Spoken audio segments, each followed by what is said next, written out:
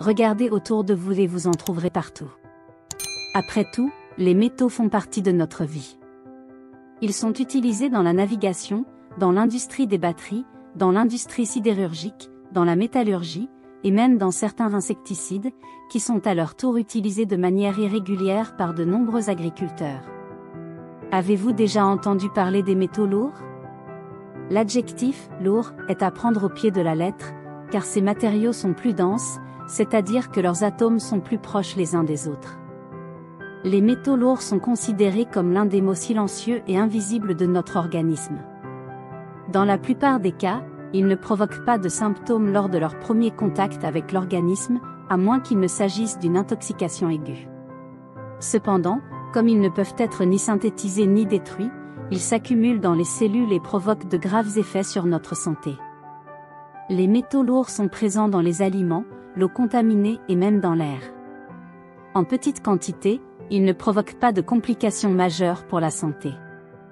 Néanmoins, une intoxication peut avoir des effets à court terme, tels que des nausées, des vomissements, des diarrhées, des maux de tête, des douleurs abdominales et des problèmes cardiaques et circulatoires.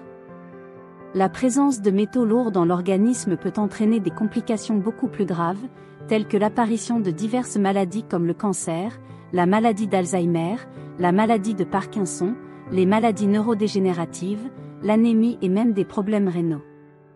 La méthode la plus courante pour éliminer les métaux lourds de l'organisme est l'administration d'agents chélateurs chimiques. Récemment, les herbes médicinales ont attiré l'attention des chercheurs comme traitement possible de l'empoisonnement aux métaux lourds, car elles provoquent moins d'effets secondaires. Une étude publiée dans le Journal of HerbMed Pharmacology a examiné le potentiel de certains aliments et herbes médicinales pour traiter l'empoisonnement aux métaux lourds. Vous voulez savoir de quoi il s'agit? L'ail, et les oignons aussi, s'est révélé très efficace pour l'empoisonnement au cadmium, au mercure et au plomb. Des études montrent également que l'absorption de l'ail par les voies respiratoires peut limiter les effets du plomb. Chardon-Marie. Le chardon-Marie contient des flavonoïdes qui protègent le foie des intoxications liées au fer. Selon les chercheurs, la silibine aurait la capacité d'augmenter l'excrétion des métaux lourds.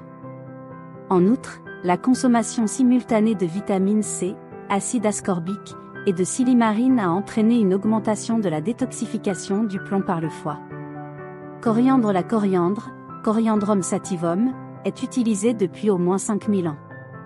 Plusieurs études ont été menées pour étudier le potentiel de la coriandre dans la détoxification des métaux lourds.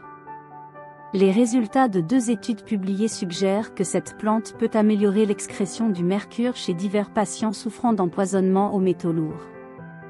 Curcuma. La curcumine, présente dans le curcuma, est un composé chimique naturel capable de réduire la toxicité hépatique causée par des toxines environnementales telles que l'arsenic, le cadmium, le chrome, le plomb et le mercure.